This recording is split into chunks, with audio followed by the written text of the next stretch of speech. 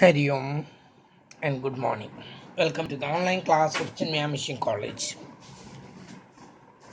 നമ്മളിപ്പം ഇപ്പോൾ പഠിച്ചത് ദാറ്റ് മീൻസ് ലാസ്റ്റ് ക്ലാസ്സിൽ നോർമൽ ഡിസ്ട്രിബ്യൂഷനാണ് കണ്ടത്. അപ്പോൾ തിയറിറ്റിക്കൽ ഡിസ്ട്രിബ്യൂഷൻ അഥവാ പ്രോബബിലിറ്റി ഡിസ്ട്രിബ്യൂഷൻ ഈസ് ഓവർ. നമ്മളിവിടെ പ്രോബബിലിറ്റിയുടെ ആഴങ്ങളിലേക്കൊന്നും ഇറങ്ങിയിട്ടൊന്നുമില്ല കേട്ടോ. ഞാനത് തെറ്റിദ്ധരിക്കില്ലേ നിങ്ങൾ. ഞാൻ കുറച്ച് പറഞ്ഞ് നിർത്തി. പ്രോബബിലിറ്റിയെക്കുറിച്ച് അല്പം ഒരു അറിവ് നിങ്ങൾക്ക് ഉണ്ടാക്കി എന്നുള്ളതിനേക്കാൾ കൂടുതൽ പ്രോബബിലിറ്റിയിലേക്കൊന്നും ഇറങ്ങാനുള്ള സമയം പോലും നമുക്ക് കിട്ടിയില്ല. അത് കഴിഞ്ഞപ്പോഴേക്കും നമ്മൾ നേരിട്ട് പ്രോബബിലിറ്റി ഡിസ്ട്രിബ്യൂഷൻ, അതായത് it is based on probability, not these things are not actually happening. If it happens this will be like so. സംഭവിക്കുകയാണെങ്കിൽ ഇത് ഇങ്ങനെ ആയിരിക്കും എന്ന് പറയുന്നു എന്നുള്ളതല്ലാതെ actually they are not happening. We are imagining the things. ഇങ്ങനെ സംഭവിക്കാം. ഒരു കോയിൻ 10 പ്രാവശ്യം എറിഞ്ഞാൽ 5 ഹെഡും 5 ടെയിലും വരണമെന്ന് നിർബന്ധമൊന്നുമില്ല. അതെന്ത് സാറ് 4ഉം 5ഉം ആണ് 6ഉം ആണല്ലോ വന്നത്.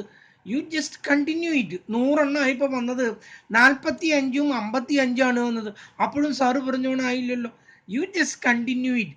1000ഓ 10,000 ഒക്കെ ആകുമ്പോഴേക്കും ഏകദേശം കറക്റ്റ് 500 ആൻഡ് 500 കറക്റ്റായിട്ട് വരും. 1000 ആവുമ്പോഴേക്കും ആയില്ലെങ്കിൽ വീണ്ടും കണ്ടിന്യൂ ചെയ്യുക. അതത്ര തന്നെയുള്ളൂ. If you continue the trials this will lead to that probability. ഇത് ആ പ്രോബബിലിറ്റിയിലേക്ക് നിങ്ങളെ കൊണ്ടുപോകും. എപ്പോൾ എന്നുള്ളത് പറയാനൊന്നും നമുക്ക് പറ്റുന്നില്ല. അപ്പം അങ്ങനെയുള്ള തെറ്റിദ്ധാരണയൊന്നും വേണ്ട. അങ്ങനെ ആയിരിക്കണം എന്നുള്ളതിന് ഒരു കണ്ടീഷനും ഇല്ല. അങ്ങനെ ആകാം, അതാണ് probability. There is N uncertainty. കേട്ടല്ലോ, അൺസർട്ടിനിറ്റിയാണ് ഈ പ്രോബ്ലം ഒക്കെ ഉണ്ടാക്കുന്നത്. ഇനി അപ്പം പ്രോബബിലിറ്റിയിൽ കഴിഞ്ഞു. അതിൽ നോർമൽ ഡിസ്ട്രിബ്യൂഷൻ നോക്കണം, ബൈനോമിയൽ ഡിസ്ട്രിബ്യൂഷൻ നോക്കണം, പോയിസോൺ ഡിസ്ട്രിബ്യൂഷൻ നോക്കണം. സാധാരണ നമ്മൾ ഈ പോയിസോൺ ഡിസ്ട്രിബ്യൂഷനൊക്കെ കുട്ടികളോട് പറയും അതങ്ങ് വിട്ടേക്ക് എന്നൊക്കെ പറയാറ്. പക്ഷേ എംകോമിന് അത് പറ്റില്ല. എംകോമിന് അത് പഠിച്ചേ തീരൂ. കാരണം അതിൽ നിന്ന് തന്നെ ധാരാളം പ്രോബ്ലങ്ങൾ റിപ്പീറ്റ് ചെയ്താൽ ചോദിക്കാറുമുണ്ട്. കേട്ടല്ലോ, ഈ പോയിസോൺ ഡിസ്ട്രിബ്യൂഷനിൽ നിങ്ങൾക്ക് ആ വാല്യൂ കണ്ടുപിടിക്കാൻ ഒരു ബുദ്ധിമുട്ടുമില്ല. ഒന്നുകിൽ നിങ്ങൾക്ക് കാൽക്കുലേറ്ററിൽ നോക്കിയിട്ട് E⁻² കണ്ടുപിടിക്കാം. കാൽക്കുലേറ്ററിൽ അടിച്ചാലും കിട്ടുന്നുണ്ടോ.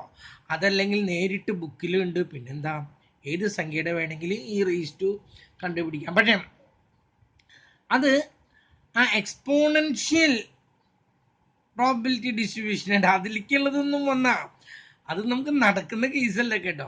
അത് മാത്രമല്ല, അതിനൊന്നും പ്രോബ്ലം ചോദിക്കാറുമില്ല. വെറുതെ അതിന് വേണ്ടി സമയം കളയും വേണ്ട. നിങ്ങളൊന്ന് അറിഞ്ഞിരിക്കാം. എക്സ്പോണൻഷ്യൽ എന്ന് പറഞ്ഞിട്ട് ഒരെണ്ണുണ്ട്, കണ്ടിന്യൂസ് പ്രോബബിലിറ്റി ഡിസ്ട്രിബ്യൂഷനാണത്. അതുപോലെ മറ്റൊന്ന് പറഞ്ഞു യൂണിഫോം പ്രോബബിലിറ്റി ഡിസ്ട്രിബ്യൂഷനും ഉണ്ട്. അത് രണ്ടും കണ്ടിന്യൂസ് ആണ്. അതേസമയത്ത് ആദ്യം നമ്മൾ പഠിച്ചത് എന്താണെന്നാ പറഞ്ഞത്, അത് രണ്ടും ഡിസ്ക്രീറ്റ് ആണ്. ഡിസ്ക്രീറ്റും കണ്ടിന്യൂസും വേർതിരിച്ചറിയണം. ഇപ്പോഴും ചിലർക്കും ആ സംശയങ്ങൾ മാറിയിട്ടില്ല. ഡിസ്ക്രീറ്റിൽ കിട്ടും നമുക്ക് എന്താ, 2 കുട്ടികളുടെ പ്രോബബിലിറ്റി, 3 കുട്ടികളുടെ പ്രോബബിലിറ്റി, 2ൽ താഴെയുള്ള കുട്ടികളുടെ പ്രോബബിലിറ്റി, അങ്ങനെയൊക്കെയുള്ളൂ. അത് തന്നെയാണ് എന്താണ് ബൈനോമിയലിൽ മാത്രമല്ല പോയിസോണിലും കിട്ടുള്ളൂ നമുക്ക്. ആ സമയത്ത് കണ്ടിന്യൂസ് പ്രോബബിലിറ്റി എന്ന് പറഞ്ഞാൽ വിത്തിൻ 2 ഇൻ്റർവെൽ, 2 ഇൻ്റർവെല്ലിന് ഇടയ്ക്കുള്ള കാര്യങ്ങൾ മുഴുവൻ പറയാം. ഫ്രാക്ഷൻ ഉണ്ടെങ്കിൽ that should also taken into consideration. 50-ന് 60-ന് മാർക്കിന് താഴെയുള്ളത്, അല്ല ഇടയ്ക്കുള്ളത്, 70-നേക്കാൾ മാർക്ക് കൂടുതലുള്ളത്, 30-നേക്കാൾ താഴെ മാർക്കുള്ളത്, അതൊക്കെ കണ്ടിന്യൂസ് ആയിട്ടുള്ള കാര്യങ്ങളാണ്. ആ സമയത്ത് ഈ ഡിസ്ക്രീറ്റ് സീരീസിലാവുമ്പോൾ the takes in the form of integers. അവർക്ക് ഇൻഡിജേഴ്സ് ആണ്, റൗണ്ട് ഫിഗർ ആണ്. The jump from one figure to another. അപ്പോൾ ആ ചാപ്റ്റർ കഴിഞ്ഞു. കേട്ടല്ലോ. ഇനി ആ ചാപ്റ്ററിൽ അത് ആദ്യത്തെ ചാപ്റ്ററിൻ്റെ ഒരു ഭാഗമാണ്. കേട്ടല്ലോ, ഇത് നിങ്ങളുടെ പേപ്പറിൻ്റെ പേര് തന്നെ മാർക്ക് ചെയ്യാം. ക്വാണ്ടിറ്റേറ്റീവ് ടെക്നിക്സിൻ്റെ ഒരു ഭാഗമാണത്. പകുതി ക്വാണ്ടിറ്റേറ്റീവ് ടെക്നിക്സ് എന്നുള്ളതിൻ്റെ തിയറിയും പകുതി ഈ പ്രോബബിലിറ്റി ഡിസ്ട്രിബ്യൂഷനായിരുന്നു. അടുത്തത് നമ്മൾ കാണാൻ പോകുന്നത് കോറിലേഷൻ അനാലിസിസ്. അത് 2 എണ്ണം കൂടി ചേരുമ്പോഴാണ് ഒരു ചാപ്റ്റർ ആവുന്നത്. Correlation analysis and regression analysis. എന്താണ് കോറിലേഷൻ എന്നൊന്ന് നമുക്കൊന്ന് കാണാം. ഇതും നമ്മളിവിടെ പഠിക്കുന്നത് മുഴുവൻ ജൂനിയർ ക്ലാസ്സുകളിലും, ദാറ്റ് മീൻസ് ബി കോമിന് നിങ്ങൾ പഠിച്ചിട്ടുള്ളത് മാത്രമേ പഠിക്കുന്നുള്ളൂ. കുറച്ചുകൂടി പ്രോബ്ലങ്ങൾക്ക് കുറച്ച് വ്യത്യാസം വരാം എന്നുള്ളതല്ലാതെ വാസ്തുവിലെ എം കോമിനും ബി കോമിനും ഒരേ ചോദ്യങ്ങൾ തന്നെയാണ് ഞാൻ പല വർഷങ്ങളിലും കണ്ടിട്ടുള്ളത് ചോദിക്കുന്നത് തന്നെ. അവിടെ പഠിക്കുന്ന എല്ലാം ഇവിടെയും പഠിക്കുന്നുണ്ട്. ഒരു ചാപ്റ്ററിൽ മാത്രം, അതായത് കമ്പ്യൂട്ടറൈസ്ഡ് ആയിട്ടുള്ള ഒരു ചാപ്റ്റർ ഉണ്ട്. ആ ചാപ്റ്റർ എനിക്ക് തന്നെ അറിയില്ല അത് എന്താണെന്നുള്ളത്, കേട്ടല്ലോ. സോഫ്റ്റ്വെയർ ഫോർ ക്വാണ്ടിറ്റേറ്റീവ് മെത്തേഡ്സ് എന്നൊരു ചാപ്റ്റർ ഉണ്ട്. ആ ചാപ്റ്റർ ഏതെങ്കിലും ഒരു കമ്പ്യൂട്ടർ പഠിക്കുന്ന ഒരു ടീച്ചർ നിങ്ങൾക്ക് എടുത്തു തരേണ്ടി വരും. അതാണ് ലാസ്റ്റ് ചാപ്റ്റർ ആയിട്ട് നമുക്ക് വേണ്ടത്, സോഫ്റ്റ്വെയർ ഫോർ ക്വാണ്ടിറ്റേറ്റീവ് മെത്തേഡ്സ്. അതാണ് നിങ്ങൾക്ക് പുതിയതായിട്ടുള്ളൂ. ബാക്കിയുള്ളതെല്ലാം നിങ്ങൾ ഇതിനു മുൻപ് പഠിച്ചിട്ടുള്ളത്. We are just brushing up the memory. നിങ്ങൾ അവിടെ പഠിച്ചിട്ടുള്ള ആ ഓർമ്മകളൊക്കെ ഒന്ന് ബ്രഷ് ചെയ്ത് നമ്മൾ പുറത്തേക്ക് എടുക്കുന്നു, ദാറ്റ്സ് ഓൾ. അതിൽ കൂടുതലായിട്ട് നമ്മളിവിടെ ഒന്നും ചെയ്യുന്നില്ല. ഇനി അപ്പം ഞാൻ പറഞ്ഞു കോറിലേഷൻ എന്നാണ്, correlation analysis.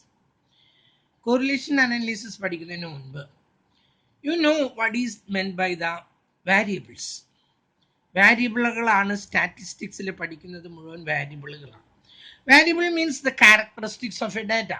U see we are collecting the data. നിങ്ങൾ ആ ഭാഗമൊന്നും കാണുന്നില്ല എന്നുള്ളത്, അതൊക്കെ ബി കോമിന് പഠിച്ചിട്ടുള്ളത് കൊണ്ട് ഇവിടെ ചോദിക്കുന്നില്ല എന്നുള്ളതേ ഉള്ളൂ.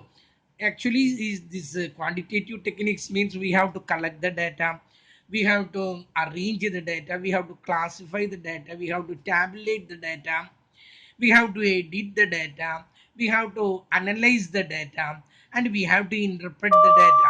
That is the last stage, interpretation.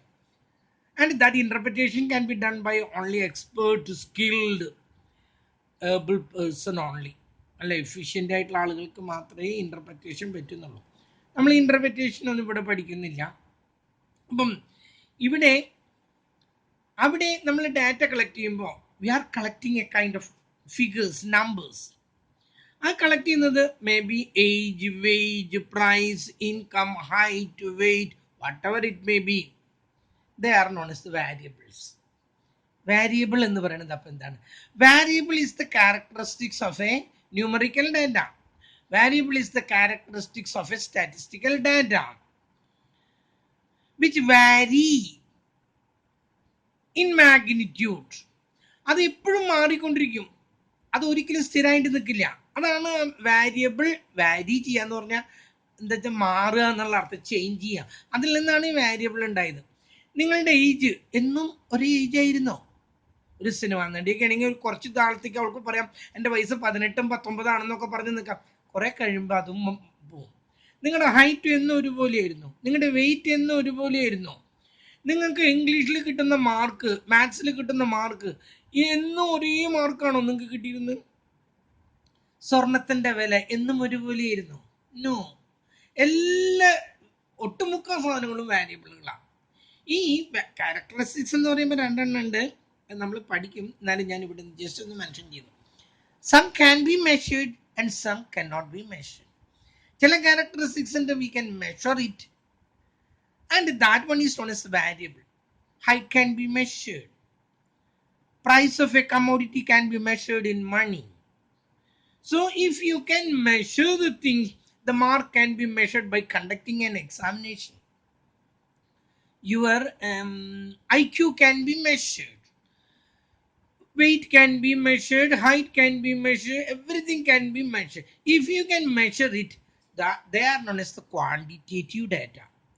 Measure ചെയ്യാൻ പറ്റുന്ന വേരിയബിളിന് ക്വാണ്ടിറ്റേറ്റീവ് ഡാറ്റ എന്ന് പറയുന്നത് ക്വാണ്ടിറ്റേറ്റീവ് വേരിയബിൾ ആണ് അതിൻ്റെ characteristics. And there are some other characteristics which cannot be measured. For example, honesty, beauty, efficiency. Can we measure the beauty of a girl? ഒരു പെൺകുട്ടിയുടെ ഭംഗി ഒരു തെർമോമീറ്റർ എടുത്ത വായിലേക്ക് അങ്ങോട്ട് കുത്തി കയറ്റി വെച്ചിട്ട് ആ കുട്ടിക്ക് ഇത്ര ഭംഗി ഉണ്ടെന്ന് മെഷർ ചെയ്യാൻ പറ്റുമോ? That's not possible. അതൊന്നും സാധിക്കുന്നില്ല, കേട്ടല്ലോ. അതുപോലെ തന്നെ എന്താണ് അഫെക്ഷൻ, ലവ്. എനിക്ക് എൻ്റെ മിസ്സിസിനോട് എനിക്ക് എന്തുമാത്രം സ്നേഹം ഉണ്ടെന്നുള്ളത് can we measure it? No, we can not measure it. അങ്ങനെ മെഷർ ചെയ്യാൻ പറ്റാത്തതായ കാര്യങ്ങളുണ്ട്. അവയെ പറയുന്ന പേരാണ് qualitative data, qualitative characteristics. They are known as the attributes. അവയെ വാരിയബിൾ എന്നല്ല നമ്മൾ പറയുന്നത്, അവയെ പറയുന്നത് എന്താണ്? ആട്രിബ്യൂട്ട്. നമ്മൾ ഇതിൽ തന്നെ ഈ ചാപ്റ്ററിൽ തന്നെ നമ്മളത് പഠിക്കുന്നുണ്ട്. എന്തായാലും for the time being let us only study about the variable. Variable മാത്രം നമുക്കൊന്ന് കാണാം. എന്താ അപ്പം ഞാൻ എന്താണ് വാരിയബിൾ എന്ന് ഞാൻ പറഞ്ഞു. നിങ്ങൾ ജൂനിയർ ക്ലാസ്സുകളിൽ ബികോമിനൊക്കെ പഠിച്ചിട്ടുള്ളത് ഓൺലി വൺ വാരിയബിൾ. ഇപ്പം ഞാൻ നിങ്ങളുടെ പരീക്ഷയുടെ മാർക്ക് കളക്ട് ചെയ്തു, അത് ഒരു ഡാറ്റയാക്കി 0 to 10 ആദ്യത്തെ കോളത്തിലേക്ക് 10 to 20, 20 to 30, 30 to 40, 40 to 50, 50 വരെയുള്ള മാർക്കാണ് ഉള്ളത്. അടുത്ത കോളത്തിൽ കുട്ടികളുടെ നമ്പർ എഴുതി, എത്രയാണ്? 8, 10, 12, 7, 1 എന്ന് പറഞ്ഞിട്ട് എഴുതി. 40ക്കും 50ക്കും മാർക്ക് എടുക്കിയിട്ടുള്ളത് ഒരു കുട്ടി മാത്രമേ ഉള്ളൂ. 10ന്റെ താഴെ 0 വരെയുള്ളത് 3 കുട്ടികളുണ്ട്. ഏറ്റവും കൂടുതൽ കുട്ടികൾക്ക് കിട്ടിയിരിക്കുന്ന മാർക്ക് 30ക്കും 40ക്കും ഇടയ്ക്കാണ്. ഇങ്ങനെ നമ്മളങ്ങനെ ഡാറ്റ കളക്ട് ചെയ്യുമ്പോൾ here we are collecting only one variable. If you are concerned only with one variable, the data which studies only one variable, that is known as the univariate data. അതിൻ്റെ പേരാണ് എന്ത്? യൂണിവാരിയേറ്റ് data എന്ന് പറയും. അതിൻ്റെ പേരാണ്. അതാണ് നിങ്ങൾ ഒട്ടുമുക്കാലും ഡാറ്റകളിൽ കണ്ടത്. നമ്മളിപ്പോൾ കഴിഞ്ഞ ആ ചാപ്റ്ററിൽ കണ്ടു, ഒരു ഫസ്റ്റ് കോളം ക്ലാസ് തന്നു, അടുത്ത കോളം ഫ്രീക്വൻസി തന്നു. They are all univariate data since we are dealing only with one variable. Sometimes we have to study two variables. The data may concerned with two variables. For example, price and demand, there is a relationship. Price and demand, there is a relationship. നിങ്ങൾ പഠിച്ചിട്ടുണ്ട്. That means when the price increases, the demand decreases. ശരിയല്ലേ? Price increase ചെയ്യുമ്പോൾ demand എന്താ ചെയ്യാന്ന് പറഞ്ഞേ? Demand decrease ചെയ്യും. അങ്ങനെ നിങ്ങളൊന്ന് പഠിച്ചിട്ടുണ്ട്. ശരിയാണ്, പ്രൈസ് ഇൻക്രീസ് ചെയ്യുമ്പോൾ ഡിമാൻഡ് ഡിക്രീസ് ചെയ്യും. That means both are moving in the opposite direction. രണ്ടും രണ്ട് ദിശയിലേക്കാണ് നീങ്ങുന്നത്. ഓക്കെ, അപ്പൊ നോക്കൂ, ഡിമാൻഡ് ആൻഡ് പ്രൈസ് എന്താ റിലേഷൻ പറഞ്ഞേ? നിങ്ങൾ പറഞ്ഞ്, ഞാനിപ്പം പറഞ്ഞ്, ഞാൻ പറഞ്ഞില്ല, നിങ്ങൾ പറയും. ഡിമാൻഡും പ്രൈസും തമ്മിലുള്ള റിലേഷൻഷിപ്പ് എന്താ? when the demand increases, the price decreases. അല്ലേ? അങ്ങനെയാണോ ഞാൻ പറഞ്ഞത്? സാധനങ്ങളുടെ ഡിമാൻഡ് കൂടി, ആളുകൾക്ക് ഭയങ്കര ഡിമാൻഡ്, കൊറോണയുടെ വാക്സിനേഷന് ഭയങ്കര ഡിമാൻഡ്. അപ്പൊ പ്രൈസ് അങ്ങ് എന്താ ചെയ്യാ? കുറയാണോ ചെയ്യാ? അങ്ങനെയാണോ? That is the case of price and demand. ഇതിന്റെ കേസിലാണ് they are moving in the opposite direction. Demand and പ്രൈസിന്റെ കേസിൽ അങ്ങനെയല്ല. when the demand increases, the price also increases. Demand വർദ്ധിക്കുമ്പം പ്രൈസ് ഓൾസോ ഇൻക്രീസസ്. ആ സമയത്ത് ഇതിന്റെ കേസിൽ when the price increases, demand decreases. ഇങ്ങനെയാണ് പറയുന്നതെങ്കിൽ they are moving in the opposite direction. ഇങ്ങനെയാണ് പറയുന്നതെങ്കിൽ they are moving in the same direction. നമ്മുടെ ആ കോളേജിന്റെ പരിസരത്ത് എനിക്ക് ഓർമ്മയുള്ള സമയത്ത് അവിടെ 500 രൂപയാണ് ഒരു സെന്റ് സ്ഥലത്തിന്. ആരും വാങ്ങിക്കില്ല, വെറും പാടായിട്ട് കിടന്ന സ്ഥലം. ഇപ്പൊ അതിന്റെ വില 5.5 ലക്ഷം രൂപയാണ്. ആ മുന്നിലുള്ള സ്ഥലത്തിന്, ഒരു സെന്റ് സ്ഥലത്തിന് പറയുന്നത് 5.5 ലക്ഷം രൂപയാണ്. 500 രൂപ വിലയുണ്ടായിരുന്ന സ്ഥലത്തിന് 5.5 ലക്ഷം രൂപയായി തീർന്നത്. എന്തുകൊണ്ടാ? ആളുകളുടെ ഡിമാൻഡ് കൂടി, പ്രൈസും കൂടി. ആ സ്കൂള് വന്നതുകൊണ്ട് ഡിമാൻഡ് അങ്ങ് ഹൈക്ക് ചെയ്തു. കുട്ടികളെ എല്ലാവർക്കും, ദുബായിലുള്ള കുട്ടികൾക്ക്, പാരൻസിനൊക്കെ കുട്ടികളെ ചിന്മയിൽ കൊണ്ട് ചേർത്തണം, എന്നിട്ട് PC തോമസിന്റെ അവിടേക്ക് ട്യൂഷന് വിടണം. അങ്ങനെയൊക്കെ വന്നപ്പോൾ ഭയങ്കര ഡിമാൻഡായി. എല്ലാവർക്കും അപ്സ്റ്റേഴ്സ് ഉണ്ട്. അപ്സ്റ്റെയർ മുഴുവൻ 10,000 15,000 വാടകയ്ക്കും കൊടുക്കുക. എല്ലാവർക്കും വരുമാനമായിരുന്നു. ആ കാലമൊക്കെ പോയിട്ടാ. PC തോമസ് ഒക്കെ ഇപ്പൊ ഒരുവിധം താഴേക്ക് പോയി. ചിന്മയില് അതുപോലെ പിള്ളേരും ഇല്ലാണ്ടായി കേട്ടല്ലോ. പണ്ട് അങ്ങനെയല്ല. ദുബായിലുള്ളവര് അമ്മ അവിടെ വന്ന് നിൽക്കും, അമ്മയും മോളും, അല്ലെങ്കിൽ അമ്മയും മോനും തന്നെ ഒരു ടെറസിന്റെ മുകളിൽ കൂടും. 2 വർഷം +1ഉം +2ഉം കഴിഞ്ഞ് PC തോമസിന്റെ അവിടേക്ക് ട്യൂഷനും പോയി. അത് കഴിഞ്ഞാൽ അവർ മടങ്ങി എവിടെയാണോ സെന്റർ കിട്ടണമെങ്കിൽ, കുട്ടിക്ക് മെഡിസിന് സീറ്റ് കിട്ടുന്നെങ്കിൽ അവിടേക്ക് പോവും. അമ്മ ദുബായിക്കും പോവും. ഇപ്പൊ അതൊക്കെ പോയി. അത് കാരണം എന്തായിരുന്നു? there was high demand for the shelter. താമസിക്കാനുള്ള ഹൗസിനോടുള്ള ഡിമാൻഡ് ആളുകളുടെ വല്ലാണ്ടങ്ങ് വർദ്ധിച്ചപ്പോൾ അതിന്റെ പ്രൈസും വല്ലാണ്ടങ്ങ് വർദ്ധിച്ചു. ഇവിടെ അങ്ങനെയല്ല.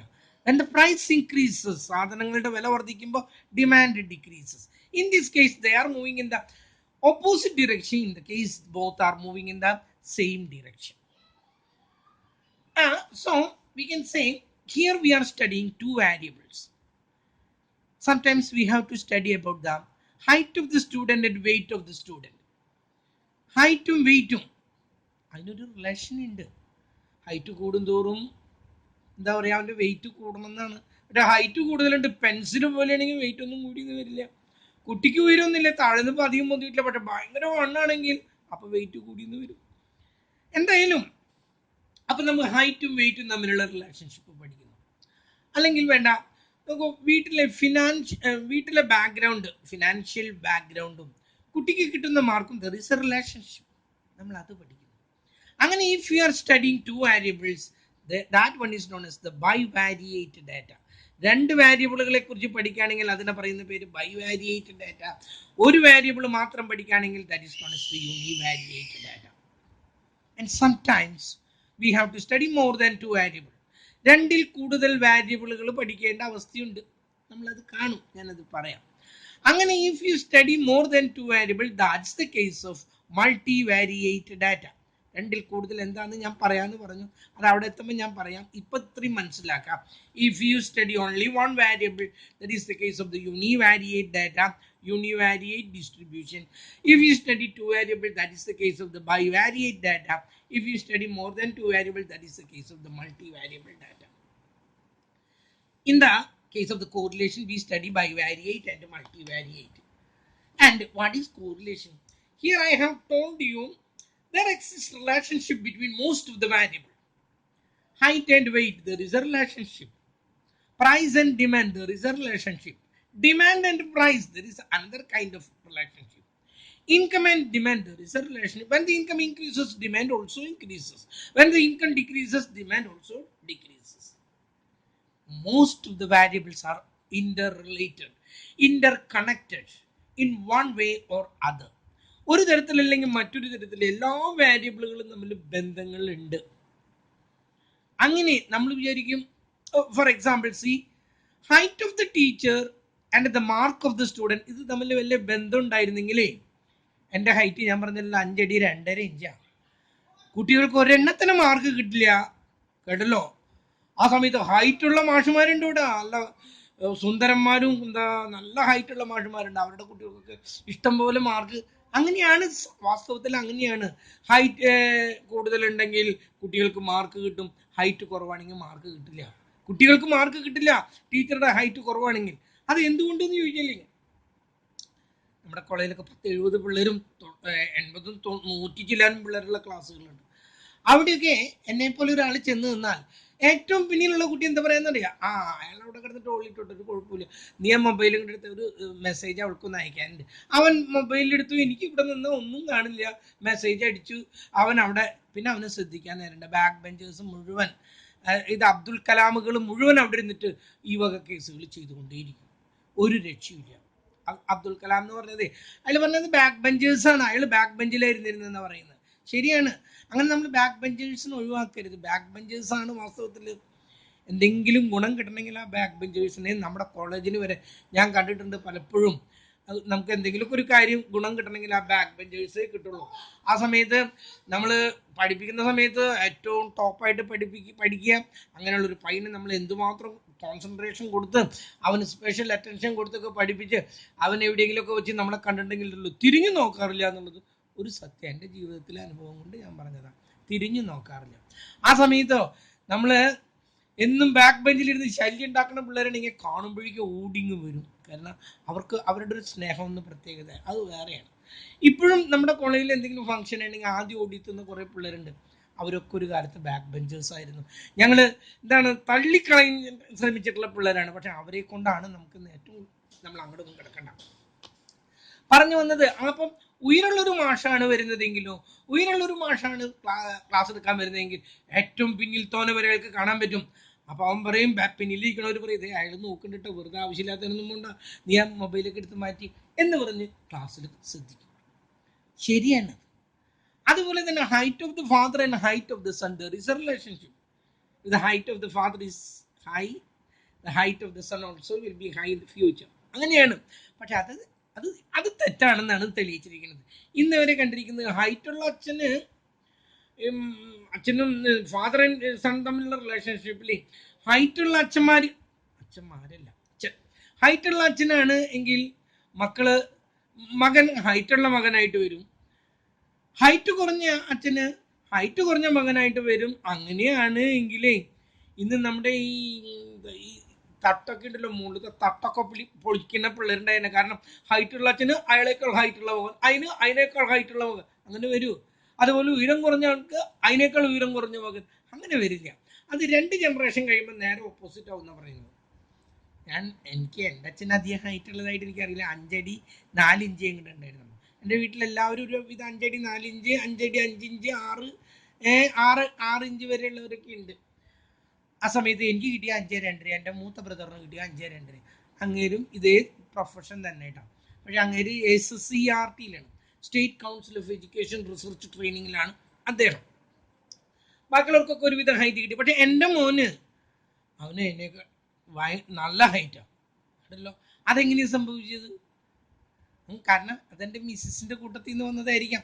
അയാളുടെ ബ്രദേഴ്സൊക്കെ നല്ല ഹൈറ്റുള്ള ആൾക്കാർ, അതുകൊണ്ടായിരിക്കാം. എനിഹൗ അങ്ങനെയാണ് പ്രൂവ് ചെയ്തിട്ടുള്ളത്. ഒരു 2 ജനറേഷൻ കഴിഞ്ഞാൽ ഹൈറ്റ് കുറഞ്ഞവർക്കൊക്കെ ഹൈറ്റുള്ള മക്കൾ ഉണ്ടാവുകയും ഹൈറ്റ് കൂടുതലുള്ളവർക്കൊക്കെ ഹൈറ്റ് കുറഞ്ഞുകൊണ്ടിരിക്കുന്ന മക്കൾ ഉണ്ടാവുകയും ചെയ്യുന്നു. അപ്പം ഞാൻ ഇത്രയേ ഉള്ളൂ. Most of the variables are related in one way or another. ഒരു തരത്തിൽ അല്ലെങ്കിൽ മറ്റൊരു തരത്തിൽ എല്ലാ വാരിയബിളുകളും തമ്മിലും ബന്ധപ്പെട്ട് കിടക്കുന്നുണ്ട്. എന്തും നിങ്ങൾ എടുത്തോളൂ, എന്തിനെ കുറിച്ചിട്ട് നിങ്ങൾ പഠിച്ചാൽ you can see some kind of relationship between the 2 variable.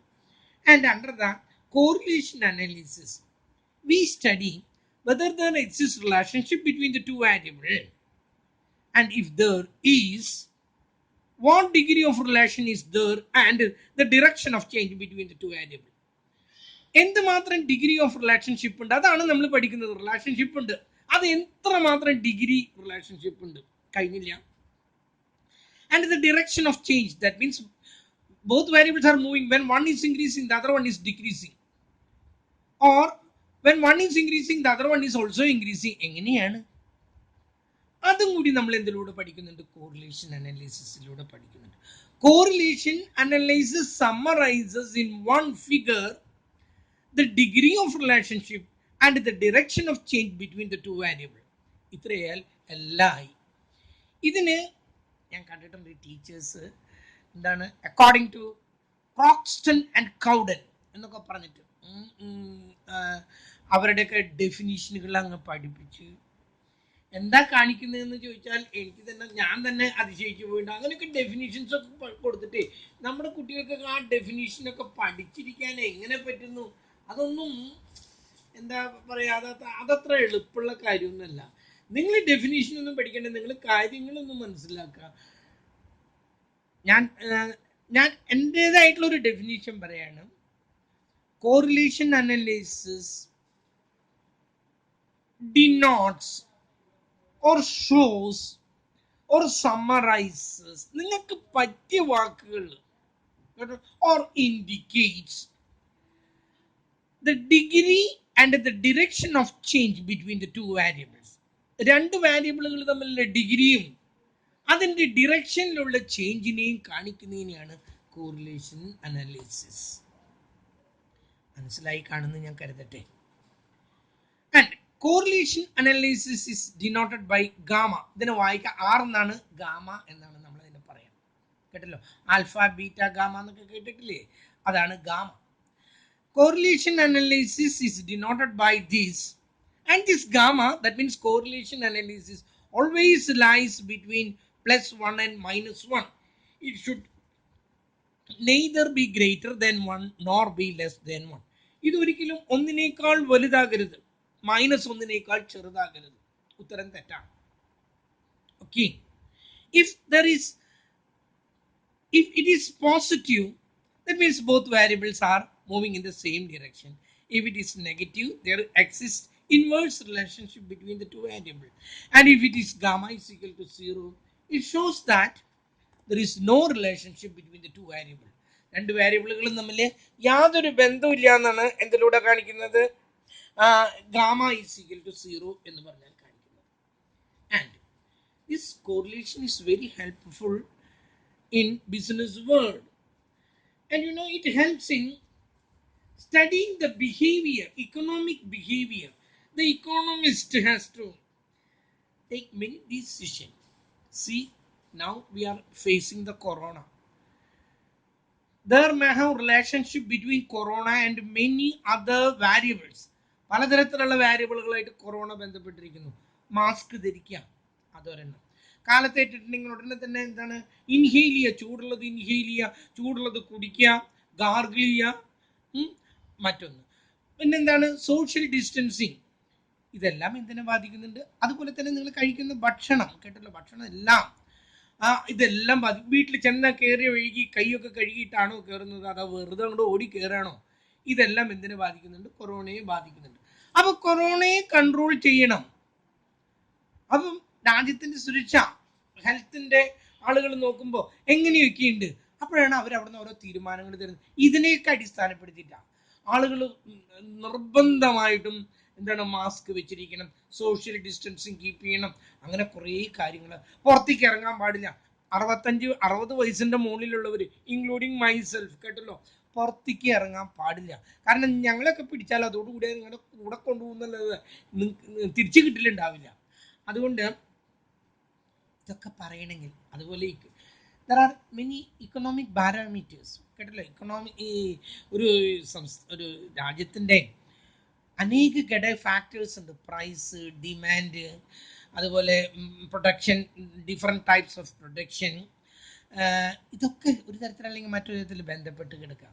ഈ economist by studying these things they are making valuable informations, decisions. They are taking decision by studying the correlation between the various variables. പലതരത്തിലുള്ള economic variables ഉണ്ട്. അതിനെയൊക്കെ അടിസ്ഥാനത്തിലാണ് അവർ ഈ കാര്യങ്ങളൊക്കെ ഇതാക്കുന്നത്. രാജ്യത്തിൻ്റെ ഇക്കണോമിക് ഡെവലപ്മെന്റിന് we are having scarce resources and that should be distributed in an optimised manner. And how can we distribute these things? അതിനാണ് പറഞ്ഞത് ഈ റിലേഷൻഷിപ്പ് പഠിക്കണം. We have to minimize the cost, then only we can make the maximum profit. How can we minimize the cost? ഇതൊക്കെ അറിയണമെന്നുണ്ടെങ്കിൽ എന്ത് വേണമെന്ന് പറഞ്ഞത്, correlation അനാലിസിസിനെ കുറിച്ച് പഠിക്കാതെ പറ്റില്ല. അതുപോലെ തന്നെ in business we have to make estimation about the cost, sales, prices and other variables.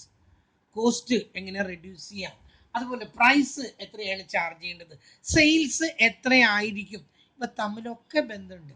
ഇതിനെക്കുറിച്ചിട്ട് ഇവ തമ്മിലുള്ള റിലേഷൻ പഠിച്ചതിന് ശേഷം മാത്രമേ ഇവർക്ക് എസ്റ്റിമേറ്റ്സ് ഉണ്ടാക്കാനായിട്ട് പറ്റുള്ളൂ. അതുപോലെ തന്നെ this correlation is very helpful in decision making. Decision മേക്കിങ്ങിലെ പാളിച്ചകൾ ഒഴിവാക്കണമെങ്കിൽ ഈ കോറിലേഷൻ അനാലിസിസ് ഒരിക്കലും ഒഴിവാക്കാൻ പറ്റാത്തതാണ്.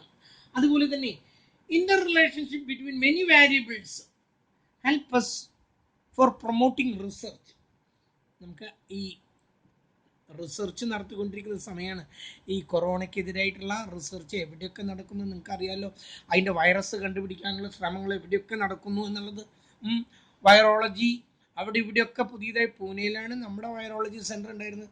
അതുകൂടാതെ തന്നെ വേറെ അവിടെ ഇവിടെയൊക്കെ നടക്കുന്നു, പല രാജ്യങ്ങളും നടക്കുന്നു. നമ്മളൊന്നും അല്ലാണ്ട് ഇതിൽ ഫ്രാൻസും ജർമ്മനിയും അവരൊക്കെയാണ് എല്ലാ കാര്യത്തിലും റിസർച്ച് നടത്തിയിട്ട് ഈ വക വിവരങ്ങൾ ആദ്യം പുറത്തു കൊണ്ടുവരുന്നത്. ആ രാജ്യക്കാരാണ്, അവർക്കൊന്നും ചെയ്യാൻ പറ്റാത്തൊരവസ്ഥയാണ്. അപ്പം അത്തരത്തിലുള്ള ഈ റിസർച്ചുകളെ പ്രൊമോട്ട് ചെയ്യണമെങ്കിൽ ഇത്തരത്തിലുള്ള റിലേഷൻഷിപ്പ് പഠിച്ചെങ്കിൽ മാത്രമേ ഇത് കഴിയുള്ളൂ. അതുപോലെ തന്നെ ഡിസിഷൻ മേക്കിംഗ് ഇൻ ബിസിനസ്സിൽ ഈ മാനേജേഴ്സിന് ഏറ്റവും ഇമ്പോർട്ടൻ്റ് ആയിട്ടുള്ളത് ഡിസിഷൻ മേക്കിംഗ് ആണ്. And there should not have any wrong decision. The decision should be taken in at a time. തെറ്റായിട്ടൊന്നും ഉണ്ടാകാൻ പാടില്ല, അവിടെ ഒരു പാളിച്ചകളും സംഭവിക്കാൻ പാടില്ല. അങ്ങനെയൊക്കെ അതിന് കോറിലേഷൻ വളരെ ഹെൽപ്ഫുൾ ആണ്. Then classification of correlation. എന്താണ് ക്ലാസിഫിക്കേഷൻ? പലതരത്തിലുള്ള കോറിലേഷൻ ഉണ്ട്, ഞാനിവിടെ പറയാം. First one positive correlation, second one negative correlation, third one simple correlation, fourth one partial correlation, fifth one multiple correlation, sixth one linear correlation, and seventh one non-linear or curvilinear. Yes, non-linear or curvilinear. Curvilinear എന്നല്ല, അതെ, ഓർമ്മയെന്ന് പലതും പോകുന്നു, എന്തൊക്കെയോ മറന്നു പോകുന്നു. Yes, കർവി linear, ശരിയാണ്, ഇതാണ് ആ വാക്ക്, കർവി ലീനിയർ കോറിലേഷൻ. കേട്ടല്ലോ, ഇതാണ് 7 തരത്തിലുള്ള കോറിലേഷൻ. ഞാൻ ഒന്നും കൂടി പറയാം.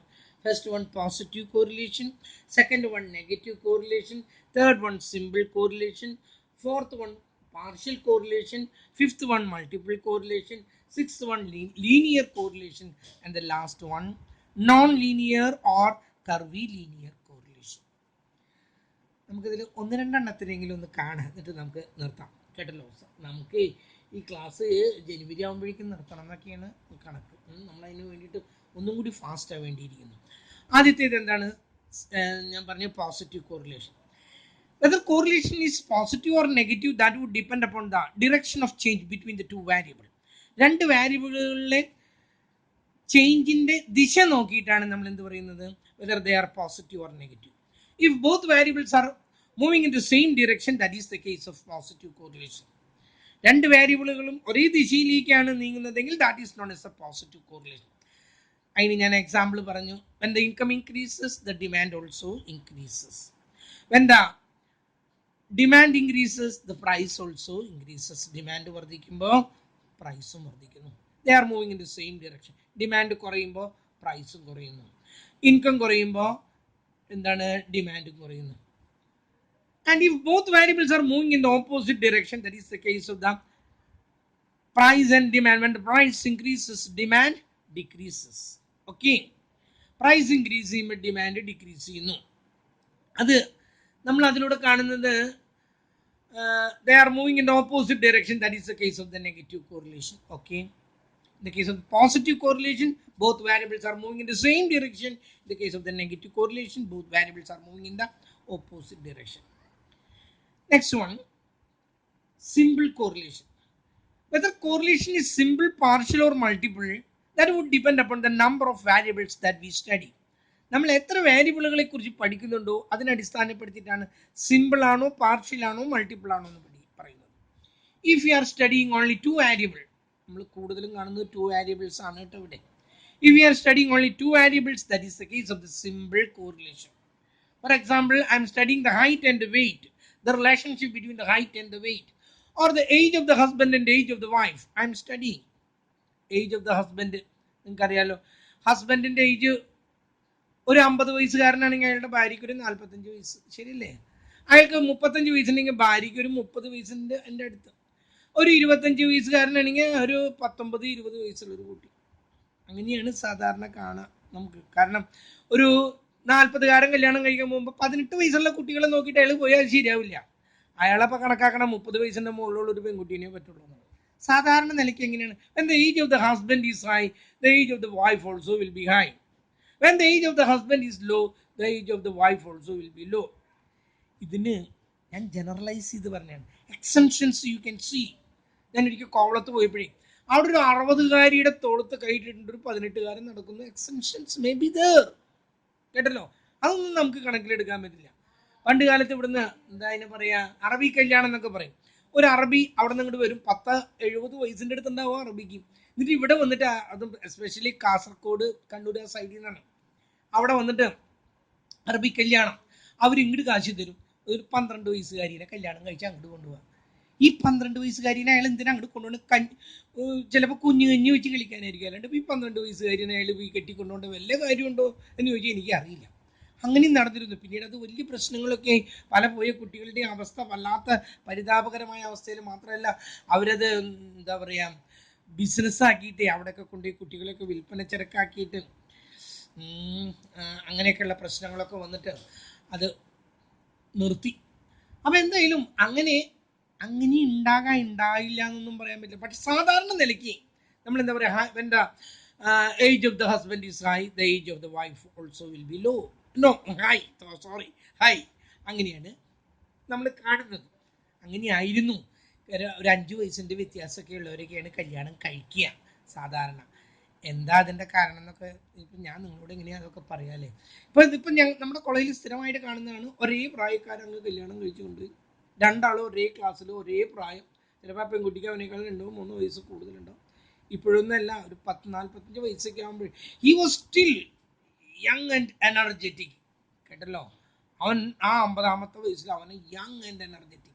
അപ്പോഴേക്ക് ഈ സ്ത്രീ എന്തായിട്ടുണ്ടാവും, അത് ഉണങ്ങിച്ചുരുണ്ട് 2 ദിവസവും കഴിഞ്ഞ് ഉണങ്ങിച്ചുരുണ്ട് തീരെ അവധിയില്ലാത്തൊരു പെൺകുട്ടിയായിട്ടുണ്ടാവും. ഇത് അതിനെ കണ്ട ഇവൻ്റെ അമ്മയാണെന്ന് ചിലപ്പോൾ പറയും. അങ്ങനത്തെ ഒരു അവസ്ഥയിലേക്ക് എത്തുമ്പോഴാണ് കയ്യിൽ നിന്ന് പാളിപ്പോവുക. അപ്പോൾ അവൾക്ക് സംശയമായി, അയാൾക്ക് എന്താ എന്നോട് സ്നേഹക്കുറവുണ്ടോ? അയാൾക്ക് സംശയമല്ല. അയാളുടെ ഫ്രണ്ട്സൊക്കെ നോക്കുമ്പോൾ ചെറുപ്പം പെൺകുട്ടികളൊക്കെ കൊണ്ട് നടക്കുമ്പോൾ ഇയാളുടെ പ്രായമുള്ള ഒരു പെൺകുട്ടീനെ കൊണ്ട് നടക്കുന്നത്, ഇയാൾക്ക് തന്നെ മാനസികമായിട്ട് that will lead to many problems. അത് നിങ്ങൾക്ക് ഇപ്പം മനസ്സിലാവില്ല. എന്തുകൊണ്ടാണ് നമ്മളിതിങ്ങനെ ക്ലാസ്സിലെ കുട്ടികൾ ഇതിങ്ങനെ ആകുമ്പോൾ, അതൊക്കെ അവരുടെയൊക്കെ പേഴ്സണൽ കാര്യങ്ങളാണ്, നമ്മൾ അതിലൊന്നും ഇടപെടേണ്ട കാര്യമില്ല. എന്നാലും നമ്മൾ പറയും വേണോ ഒന്ന് ആലോചിക്കാം. അതൊക്കെ കാരണം ഒരു ഗ്യാപ്പ് ഉണ്ടായാൽ അത് നല്ലതാണ്. അത് ഫ്യൂച്ചറിലേ നിങ്ങൾക്ക് അത് മനസ്സിലാവുള്ളൂ. കാരണം ഈ പടികളൊക്കെ കടന്നു വന്നിട്ടുള്ളവരാണ് ഞങ്ങൾ. നിങ്ങൾ എന്നെ കണ്ടിട്ടുണ്ടോ? ഈ 65-ാമത്തെ വയസ്സിൽ ഐ എം സ്റ്റിൽ എനർജറ്റിക്, കേട്ടല്ലോ. എൻ്റെ വയസ്സിൽ എൻ്റെ കൂടെ നിൽക്കുന്ന 65 വയസ്സുള്ളൊരു പെണ്ണാണെങ്കിൽ ഒന്ന് ആലോചിച്ച് നോക്കൂ. എൻ്റെ വൈഫ് ഇപ്പോഴും എന്താണ് ഗവൺമെൻറ് എംപ്ലോയി ആണ്, കേട്ടല്ലോ. അയാൾ ഇന്നും സർവീസിലിരിക്കുകയാണ്.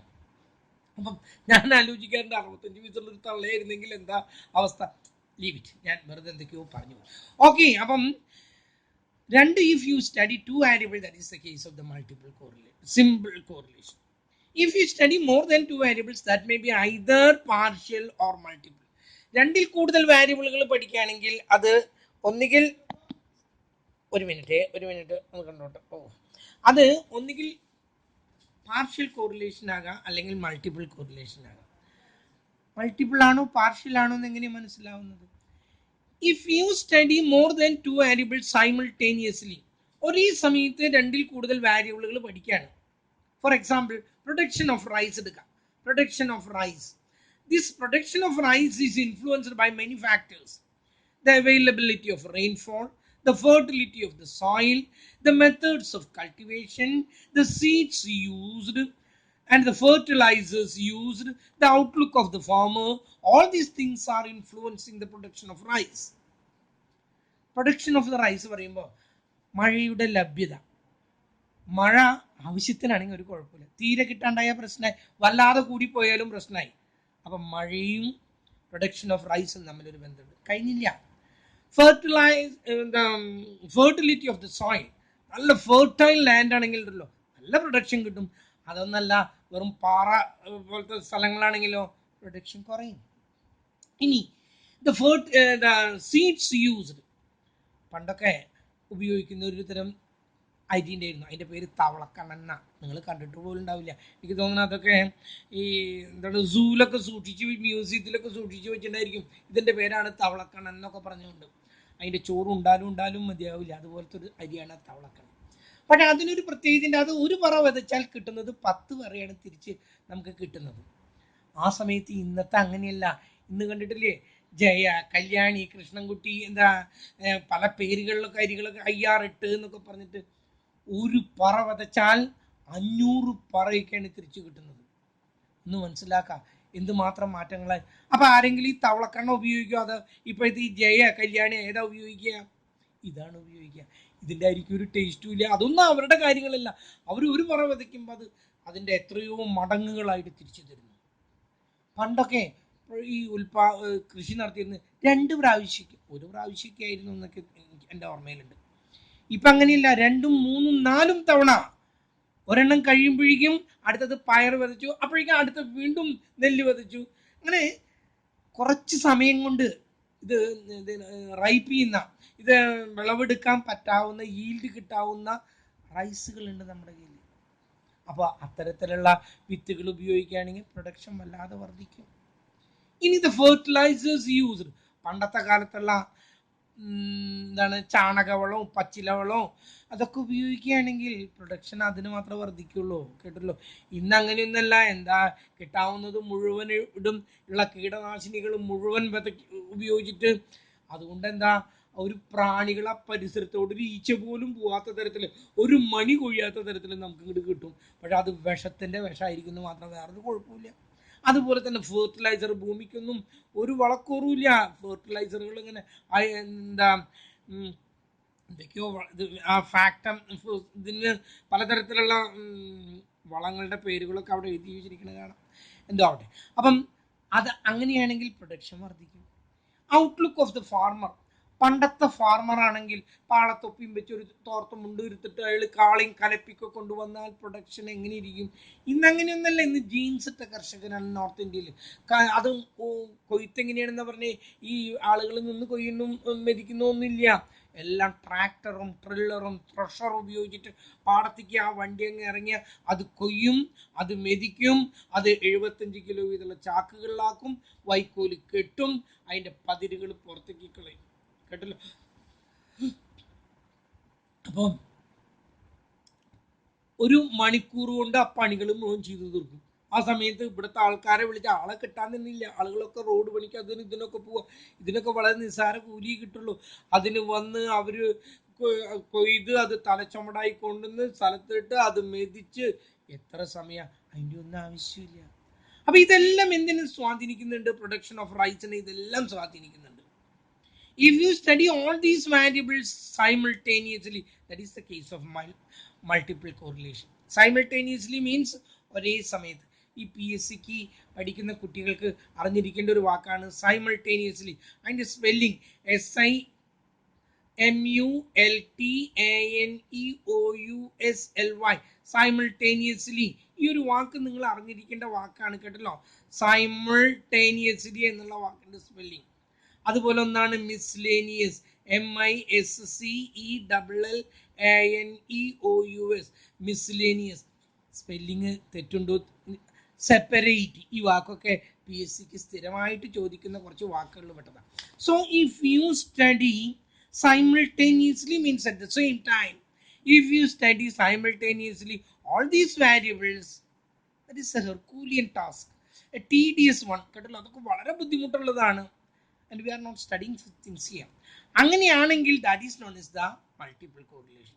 On the other hand, if you are studying only two variables, we recognize more than two variables are influencing, they are related, but we study only two variables and the others are kept constant. എല്ലാത്തിനെയും constant ആയിട്ട് എടുക്കുന്നു. Production of റൈസും fertility of the ലാൻഡും മാത്രം എടുത്തിട്ട് ബാക്കിയുള്ളതൊക്കെ 10 10 10 എന്നിങ്ങനെ എടുത്തിട്ട് ഇത് മാത്രം തമ്മിലുള്ള ചേഞ്ചുകൾ മാത്രം പഠിക്കുകയാണ്. മറ്റേതൊക്കെ കോൺസ്റ്റന്റ് ആക്കി എടുക്കുകയാണെങ്കിൽ that is known as the എന്താ പറയുന്നത്, partial correlation. So in the case of the partial correlation, we recognize more than two variables are influencing, but we study only two variables and others are kept constant. Ini last one aanu, whether correlation is linear or non-linear, that would depend upon the constant ratio of change between the two variables. രണ്ട് വേരിയബിളുകൾ തമ്മിൽ എന്തെങ്കിലും relation ഉണ്ടോ, അല്ലെങ്കിൽ അവ തമ്മിൽ ഒരു constant change ഉണ്ടോ എന്ന് നോക്കുകയാണെങ്കിൽ അത് മതി. 21 35 ഇങ്ങനെയാണ് തന്നിരിക്കണമെന്ന് കരുതുക. ഇതാണ് എക്സും വൈയും തമ്മിലുള്ള റിലേഷൻ ആണ് തന്നിരിക്കുന്നത്. What is the ratio between these things? 10:7. What is the ratio between these things? 30:21. ഇതൊരു റേഷ്യോ അല്ല. റേഷ്യോയിൽ പറയണമെങ്കിൽ ഇതിലത്തെ കോമൺ ഫാക്ടറുകൾ മുഴുവൻ എടുത്ത് മാറ്റണം. ഇതില് 2ലും 3 ഉണ്ട്. ആ 3 നീക്കിക്കഴിഞ്ഞാൽ അതിന്റെ റേഷ്യോ എത്രയാണ്? 10:7. ഇതിന്റെ 50:35 അതൊരു റേഷ്യോ അല്ല. അതിലെ കോമൺ ഫാക്ടർ എടുത്ത് മാറ്റി കഴിയുമ്പോൾ that also will become 10:7.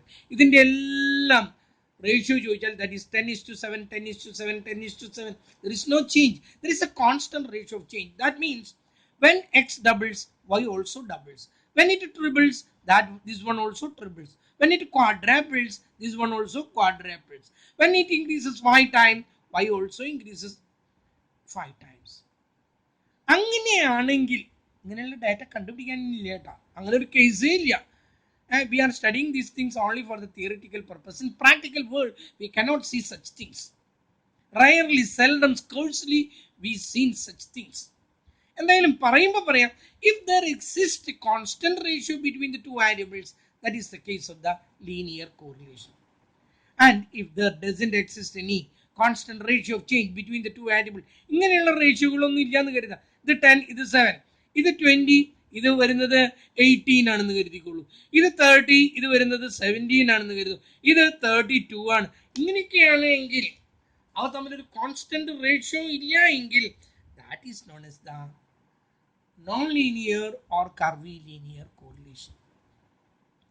ഇതൊക്കെ തിയറി ആയിട്ട് ഞാൻ എഴുതി തരാമെന്ന് പറഞ്ഞാൽ വലിയ കഷ്ടമാണ്. നിങ്ങളത് കളക്ട് ചെയ്യുക. ഒന്നുകിൽ നിങ്ങൾ നെറ്റിൽ കയറി കളക്ട് ചെയ്യുക, അല്ലെങ്കിൽ ഏതെങ്കിലുമൊക്കെ ഒരു ബുക്ക് ലൈബ്രറിയിലൊക്കെ വരുന്ന സമയത്ത് കളക്ട് ചെയ്യുക. വായിച്ചിട്ട് നിങ്ങൾക്ക് എന്തെങ്കിലും സംശയം ഉണ്ടെങ്കിൽ നിങ്ങൾ എന്നോട് ചോദിക്കാം. Okay, that's all for today. നമ്മളിന്ന് കോറിലേഷൻ്റെ ഒരു ഇത് കണ്ടു. അടുത്ത ദിവസം നമ്മൾ ഇതിൻ്റെ പ്രോബ്ലത്തിലേക്ക് കടക്കാനുള്ള ശ്രമത്തിലാണ്. ഓക്കെ, എല്ലാവരുടെ കയ്യിലും ഈ എന്ത് കാൽക്കുലേറ്റർ എന്ന് പറയും, സയൻറ്റിഫിക് കാൽക്കുലേറ്റർ ഉണ്ടെങ്കിൽ കാൽക്കുലേറ്ററിൽ എങ്ങനെ ചെയ്യാമെന്നും എനിക്ക് പറഞ്ഞു തരാൻ കഴിയും. ഇതിലൊക്കെ പറഞ്ഞു തരുന്നത് ഒരു രണ്ടാം തരമാണ്. എന്നാലും ഒരു പെട്ടെന്ന് ചെയ്ത് തീർക്കണം എന്നുള്ള ആഗ്രഹമൊക്കെ ഉണ്ടെങ്കിൽ ഈ കാൽക്കുലേറ്ററിലൊക്കെ അത് ചെയ്ത് തീർക്കാം. പറഞ്ഞു കൊടുക്കാനൊന്നും പാടില്ലാത്തതാണ്. എന്തായാലും എല്ലാവരും ഈ ഒരു സയൻറ്റിഫിക് കാൽക്കുലേറ്റർ കയ്യിലുണ്ടാക്കാനായിട്ട് ശ്രമിക്കാം. That's all for today.